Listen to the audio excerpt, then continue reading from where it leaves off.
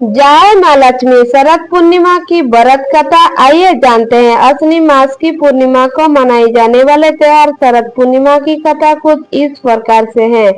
एक साहूकार के दो पुत्रियां थी। दोनों पुत्रियां पूर्णिमा का व्रत रखती थी, परंतु बड़ी पुत्री विधि पूर्वक व्रत पूरा करती थी, जबकि छोटी पुत्री अधूरा व्रत ही किया करती थी।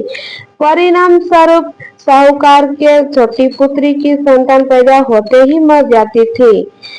उसने पंडितों से अपने संतानों के मरने का कारण पूछा, तो उन्होंने बताया कि पहले समय में तुम पूर्णिमा का अधूरा व्रत किया करती थी, जिस कारण बस तुम्हारी सभी संतान पैदा होते ही मर जाती है।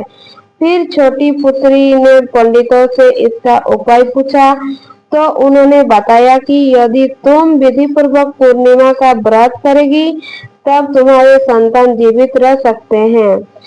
साहूकार की छोटी कन्या ने उन भद्रजनों की सलाह पर पूर्णिमा का व्रत विधि पूर्वक संपन्न किया। फल स्वरूप उसे पुत्र रतन की प्राप्त हुई, परंतु वह शीघ्र ही मृत्यु को प्राप्त हो गया। तब छोटी पुत्री ने उस लड़के को पीड़ा पर लेटाकर ऊपर से पकड़ा टांग दिया। फिर अपनी बड़ी बहन को बुलाकर ले आए और उसे बैठने के लिए वही पीड़ा दे दिया। बड़ी बहन जब पीढ़े पर बैठने लगी तो उसका घघरा उस मृत बच्चे को छू गया। बच्चा घघरा छूते ही रोने लगा। बड़ी बहन बोली, तुम तो मुझे कलंक लगाना चाहती थी, मेरे बैठने से तो तुम्हारा यह बच्चा मर जाता।